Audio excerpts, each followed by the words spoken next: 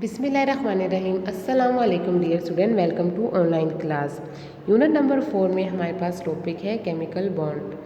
Attractive forces which keep the atom together in a substances is called bond. तो हमारे पास जितनी भी universe में चीज़ें होती हैं, मटेरियल होती हैं, वो ज़्यादातर क्या है, कंबाइंड स्टेट में होती हैं।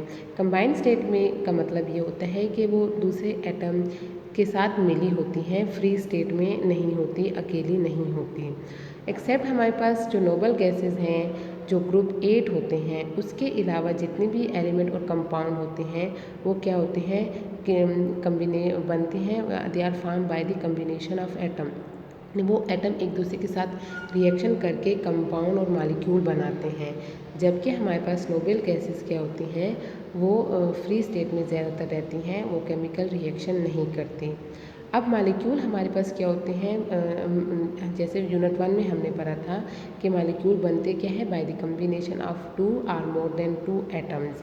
तो मॉलिक्यूल हमारे पास सेम एलिमेंट के भी होते हैं और डिफरेंट एलिमेंट के भी होते हैं।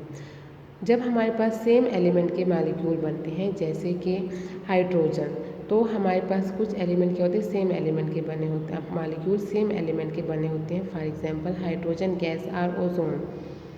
तो उसमें हमारे पास दो हाइड्रोजन एटम बन के मिलके क्या बना रहे हैं, हाइड्रोजन गैस बना रहे हैं। या फिर ओजोन में एक ही यानी ऑक्सीजन क्या है, ए सेम काइंड ऑफ एटम है, तो वो ओजोन हमारे पास बना रहे हैं।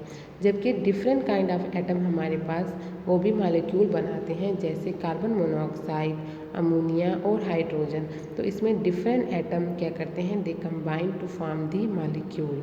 अब ये एटम जब कंबाइन होते हैं एक दूसरे के साथ, तो वो प्रोसेस हमारे पास क्या होता है, केमिकल बॉन्डिंग होती है। यानी केमिकल बॉन्डिंग के ज़रिए ये एक दूसरे के साथ कंबाइन होते हैं। Why do atom form chemical bond.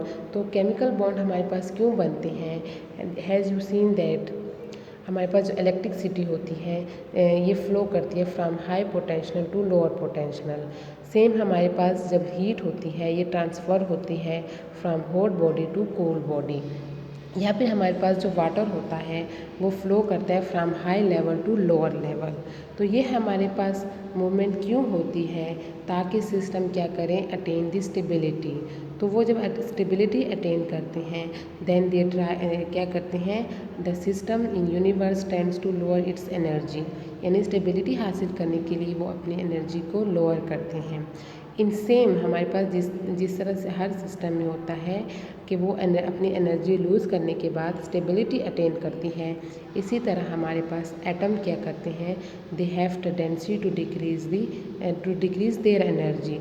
तो वो अपनी एनर्जी डिक्रीज़ करती है और क्या करते हैं, बॉन्ड बनाती है। तो जब एटम हमारे पास बनते हैं, कम्बिनेशन होती है एटम्स के, तो हमारे पास क्या होते हैं, जब केमिकल बॉन्ड बनता है तो उसमें एमिशन ऑफ एनर्जी होती है।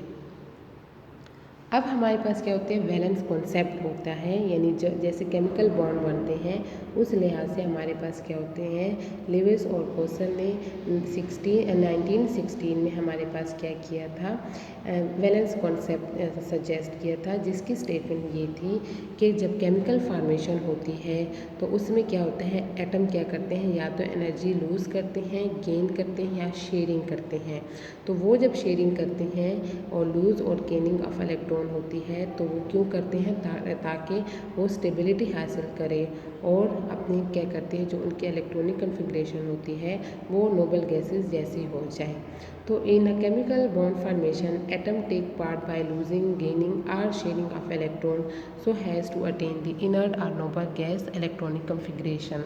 तो नोबल गैसेस के जो आउटर मोस्ट शेल में 2 और 8 इलेक्ट्रॉन होते हैं और वो स्टेबल होते हैं। तो इस बेस पे इन्होंने 2 थ्योरी पेश की थी, ऑक्टेट और डुप्लेट थ्योरी ऑफ वैलेंस।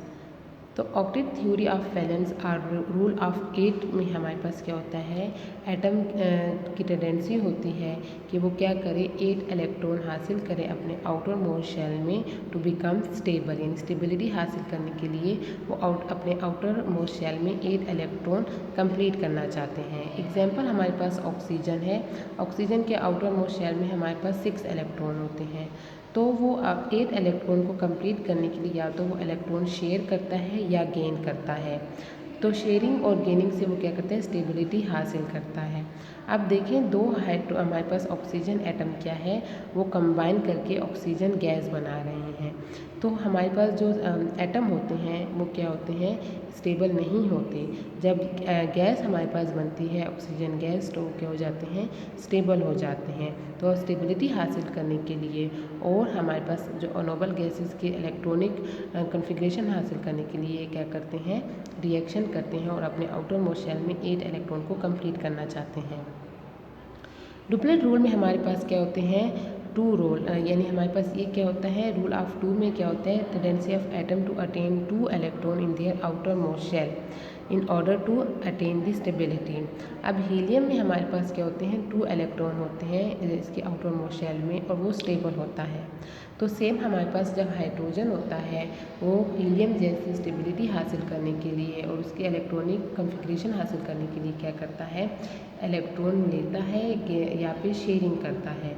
तो इस तरह हमारे पास या फिर वो गेन, हमारे पास ऑक्सीजन वो लेता है, हमारे पास हाइड्रोजन क्या करता है, इलेक्ट्रॉन लेता है या फिर वो शेयरिंग करेगा ताकि वो हीलियम जैसी इलेक्ट्रॉनिक कॉन्फ़िगरेशन हासिल करें। तो जो ग्रुप 8 के मेंबर होते हैं पीरियोडिक टेबल में वो क्या होते हैं, नोबल गैसेस या इनर गैसेस उसको बोलते हैं, क्योंकि ये स्टेबल होते हैं और ये केमिकल रिएक्शन में हिस्सा नहीं लेते या फिर rarely take part in a chemical reaction to form the compound. देखिए हमारे पास हीलियम है, नियॉन है, ऑर्गॉन और कैप्टॉन, ये हमारे पास नोबल गैसेस मेंबर हैं और इनके आउटर मोस्ट शेल क्या होते हैं, 8 इलेक्ट्रॉन होते हैं एक्सेप्ट हीलियम। हीलियम में 2 इलेक्ट्रॉन होते हैं। ये स्टेबल होते हैं, ये इलेक्ट्रॉन देते और लेते नहीं हैं, ना ये शेयरिंग करते हैं। तो हमारे पास पीरियोडिक टेबल में जितने भी एलिमेंट हैं वो क्या करते हैं, नोबल गैसेस की इलेक्ट्रॉनिक कॉन्फ़िगरेशन हासिल करने के लिए एक दूसरे के साथ कम्बिनेशन करते हैं। तो उस कम्बिनेशन के प्रोसेस में हमारे पास क्या बनते हैं, केमिकल बॉन्ड बनते हैं।